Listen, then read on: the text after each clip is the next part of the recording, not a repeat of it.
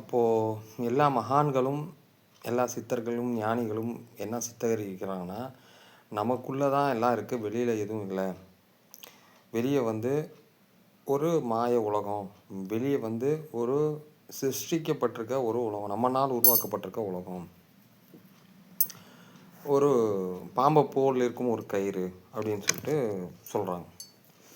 அப்போ நம்ம வந்து என்ன சொல்கிறோன்னா, உள்ளே பாருங்கள், உள்ளே தான் எல்லாமே இருக்குது, உங்களுக்குள்ளே தான் வந்து இருக்கார் அப்படின்னு சொல்லிட்டு புத்தர் கேட்டால், புத்தர் வந்து ஒரு விழிப்புணர்வு, நான் யார் அப்படின்னு சொன்னால் ஒரு விழிப்புணர்வுன்னு சொல்கிறார். அப்போ ரமணர் என்ன சொல்லி கொடுக்குறாரு, நான் யாரெல்லாம் இல்லைன்னு சொல்லி தந்தார். புத்தர் வந்து நீ யார் அப்படின்னு கேட்டால் டைரெக்டாக நான் ஒரு விழிப்புணர்வு அப்படின்னு சொல்லிட்டாரு.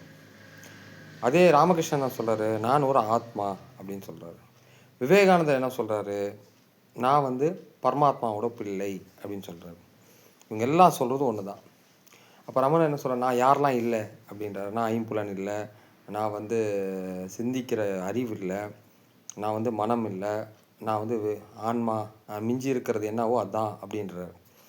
அப்போது ஏன் நான் மனம் இல்லை அப்படின்னு சொல்கிறாருன்னா, மனம் சிந்திப்பதை நானே கவனிக்கிறேன் அப்படின்றார். அவர் ஒரு பாயிண்ட் வைக்கிறார். மனம் சிந்திப்பதை நானே கவனிக்கிறேன். மனம் சிந்திப்பதை நான் கவனிக்கிறேன்னா எப்படி, அதுக்கு என்ன அர்த்தம் அப்படின்னா, உடச்சி சொல்லணும்னா, இப்போ நான் சந்தோஷமாக இருக்கேன் அப்படின்னா மனம் வந்து மனமை இன்னொன்று வந்து பார்க்குது, இன்னொரு விஷயம் உள்ளே இருந்து மனதை கவனிக்குது.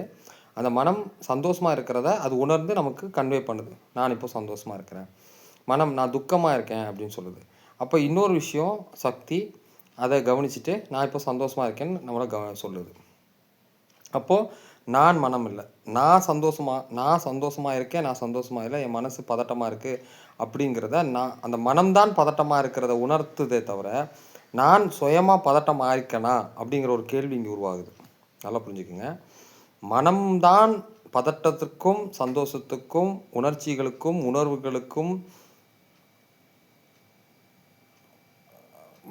உணர்வுகளுக்கும் புலன்படுதே தவிர அதை நானே படுறேன் அப்படிங்கிற மாதிரி ஒரு விஷயம் இங்கே இல்லை. இப்போ ஏதோ கேப் வருது, புரியுதுங்களா? ஐயோ என் மனசு இப்போ ரொம்ப கஷ்டமாக இருக்குது, என் மனசு ரொம்ப பாரமாக இருக்குது, என் மனசு, அப்போது மனம் பாரமாக இருக்குங்கிறத தான் சொல்கிறாங்களே தவிர நான் பாரமாக இருக்கேன் அப்படின்றது யாருமே சொல்லலை.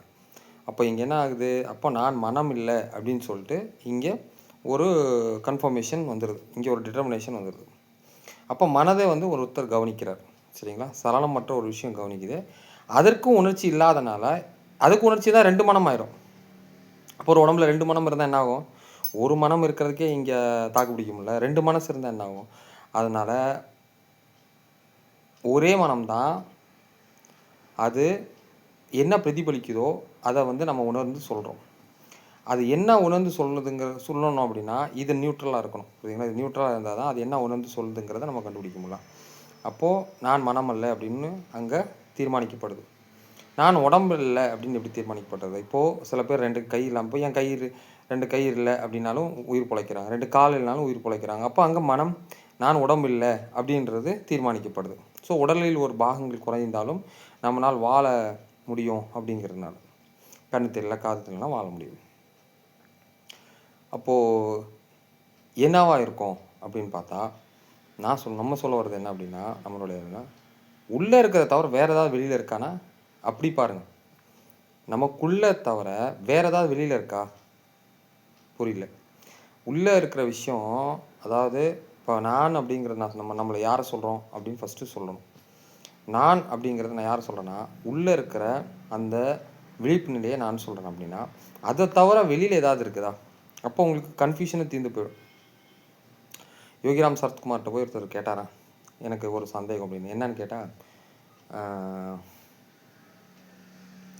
நீங்கள் இறைவனை பார்த்துருக்கீங்களா, உணர்ந்துருக்கீங்களான்னு கேட்டிருக்காரு.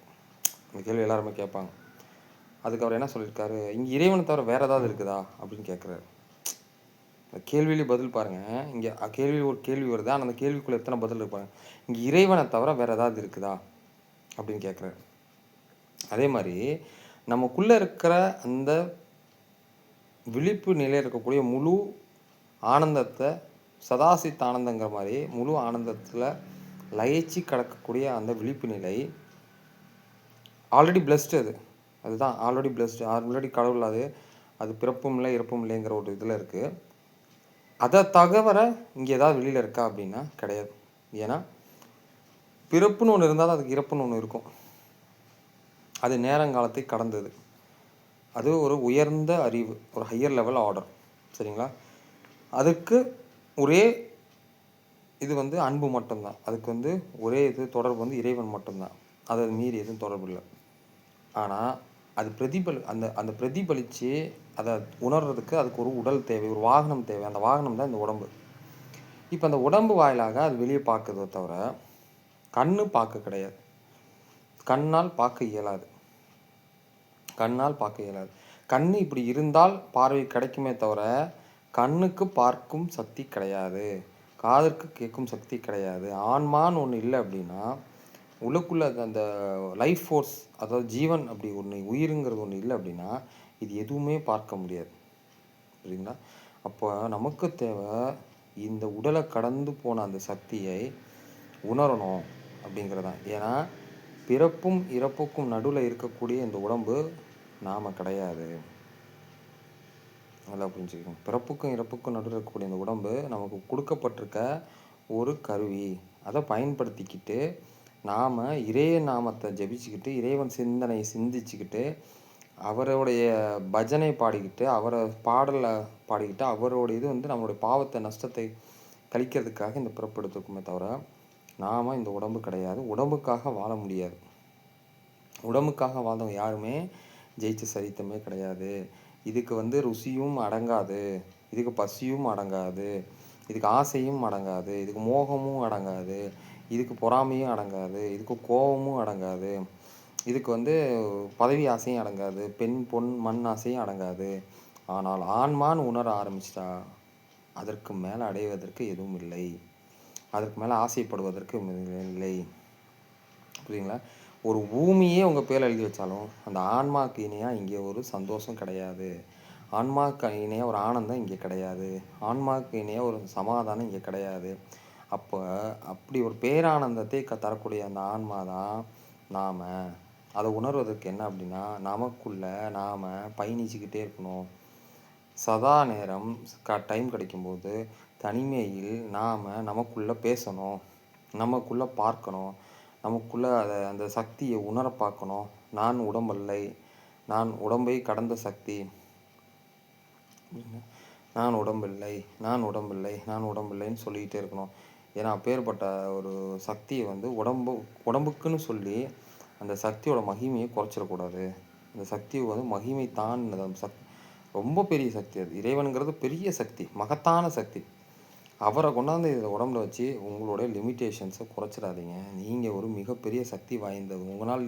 அதனால தான் விவேகானந்தா அடிக்கடி சொல்கிறார், you can do anything and every திங்னு சொல்கிறார். எதுக்காக சொல்கிறாரு? ஒன்னால் முடியாது எதுவும் இல்லைன்னு சொல்கிறாருன்னா அந்த ஆன்மா வச்சு தான் சொல்கிறாரு. அந்த பெரிய ஃபோர்ஸ், இந்த வேர்ல்டு ஃபோர்ஸ், இந்த காஸ்மிக் எனர்ஜி, இந்த யூனிவர்ஸை படைச்ச அந்த சக்தியை தான் பார்த்துட்டு சொல்கிறாரு. யூனிவர்ஸே படிச்சிருக்காரு. அப்போ அந்த உயிர் ஆற்றல் அப்படிங்கிறது மிகப்பெரிய ஆற்றல், மிகப்பெரிய எனர்ஜி, கன்சர்வேஷன் ஆஃப் எனர்ஜி. இங்கே கன்சர்வேஷன் ஆஃப் மாஸ் இருக்குதோ இல்லையோ, ஆனால் கன்சர்வேஷன் ஆஃப் எனர்ஜி கண்டிப்பாக இருக்கும். ஸோ அந்த ஒரு சக்தியை உணர்வதற்கு நீங்கள் உள்ளத்தில் தேடுங்க. பார்ப்பவனை பாருங்கள், யார் பார்க்குறான்னு பாருங்கள், உங்களுக்குள்ளே இருக்க ஆராயுங்க, ஆராய்ச்சி தன்மை அதிகப்படுத்துங்க, நான் யாருங்கிற ஆராய்ச்சி அதிகப்படுத்துங்க, அவர் எங்கே இருக்காருன்னு பாருங்கள். அப்படிங்கிறது தான் இன்றைக்கி உள்ள இது. திருச்சிட்டு